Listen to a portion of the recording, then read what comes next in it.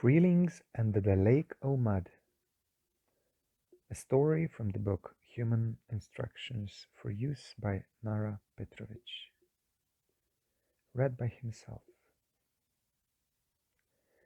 Thousands of years ago, there lived a tribe of Freelings. One day, one of the Freelings stepped into a brook barefoot, enjoying its freshness. The water was ankle deep and it felt wonderful. He called all the others to join him, and they did. They saw that it was good. The tribe stood in the brook as the years passed. Mud began to accumulate at their feet. Diseases spread from cold, leeches, and bacteria. So the Freelings put their heads together and found a solution. They put on watertight boots, and it was good again. Feet were dry, and their health improved. But it wasn't long before another problem came up. Their feet started to stink within the watertight leather. The smell was so unbearable that neighbors spread out around the large bay of the newly formed Lake Omad. When, again, many Freelings began to die, they seriously examined the situation. Soon, creative Freelings invented deodorants, disinfectants, perfumes, and cosmetic powders, as well as new foot-friendly boot materials with good ventilation.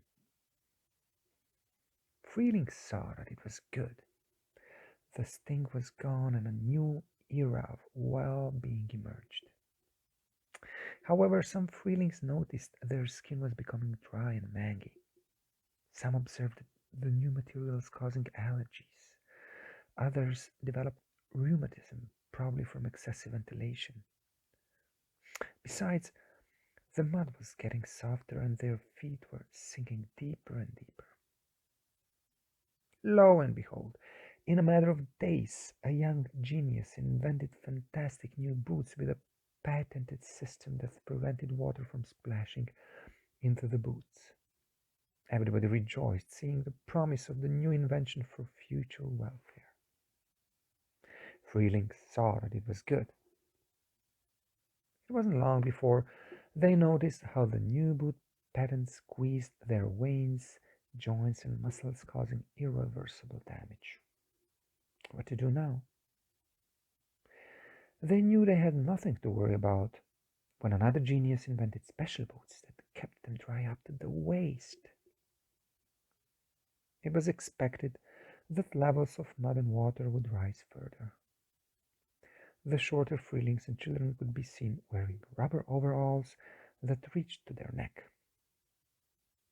And everybody saw that it was good.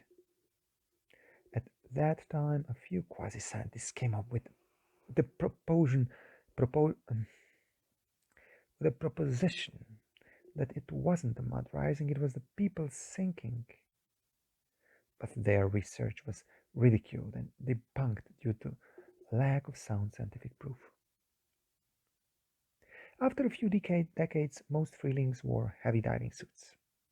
History had taught them that many lessons. Therefore, the invention of new suits was always accompanied by secondary inventions to encompass the solutions to problems related to wearing the suits. Lung malfunction, joint crippling, hearing and sight impairment, sallow skin.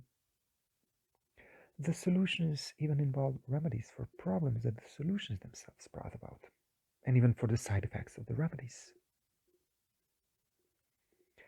Manufacturers thought of everything that would possibly happen to a person standing on the bottom of the muddy lake, sinking ever deeper into the dark mire. They even invented special torches and infrared light eyeglasses and integrated them into new helmets for better visibility as deep as 30 meters. Freeling saw that it was great. Not even the dire conditions of the deteriorating lake could affect the well-being of Freelings. Some thinkers voiced the opinion that the awful state the lake was in part due to Freeling's actions. It couldn't be denied that the factories on the banks of the lake, which produced the waterproof suits, were spilling poisons into the water.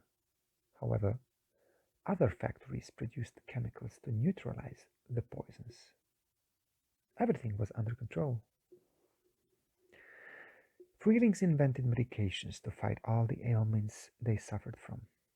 All the waste materials were taken far away to landfills high in the mountains, and special filters were fitted on all brooks and rivers to stop the poisons from returning back to the immense lake of mud. The lake grew into a huge sea, flooding the valleys as far as the eye could see. Due to a lack of space, huge concrete bunkers were built on the bottom of the lake, wherein the most dangerous wastes were deposited. No poison could ever escape from these bunkers. All acid gases that accumulated in bunkers were carefully collected, neutralized with radioactive processing, and turned into energy for numerous factories on the banks of the lake. Radioactivity was no threat to the momentum of imminent progress. The newest models of suits were equipped with radiation protection. And that was not the end of it. Many additional implements facilitated safe dwelling as deep as 50 meters. Advanced wireless audiovisual technology enabled the Freelings to communicate all the way across the lake. Special widescreen and surround sound systems were built into the helmets. It was possible to communicate simultaneously with 10 other Freelings. The advanced technology was creating stunning solutions. Freelings saw that it was fantastic. Some technologies had to be replaced or upgraded, as magnetism in the last model of helmets caused peculiar brain malfunctions and even death. The manufacturers resolved this with the newest technology, friendly to the consumer and the environment. Everybody could now dive as deep as 200 meters and communicate with 50 friends at the same time without any health hazards. New eco-green companies emerged and started selling the extract of the healing mud excavated from the extreme depths in the farthest, purest northern bay of the lake. They were even giving it free of charge to anyone who bought their newest suit model. The product, called Meyer, was proven by extensive laboratory testing to mitigate problems with skin, joints, and mucous membranes caused by the contact with contaminated mud in the densely populated areas of the lake. The inscription on the package clearly says, "Fight fire with Meyer." It is a wonder drug that alleviates digestion disorders, vein congestion, and bone weakening, curing even the very new varieties of cancer and an array of nervous diseases that had developed over the last 20 years.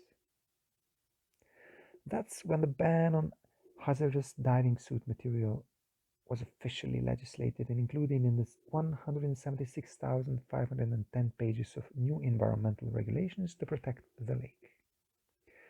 This legislation promises a sustainable, comfortable, and healthy life, even in the deepest, muddiest regions of the lake, both for freelings and other species. Freelings saw everything was going to be fantastic. How could they not be optimistic when they were clearly heading towards a radiant future protected by supermodern watertight suits on the bottom of their great lake of mud?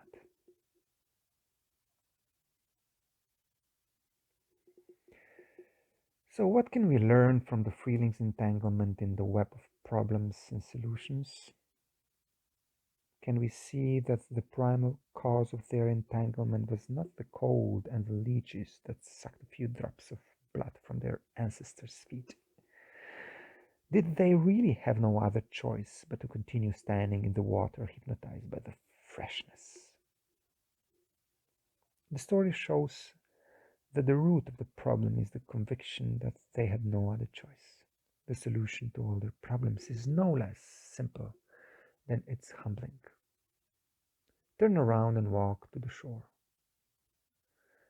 Doing this would have solved all their problems. That's basically what can solve our problems as well.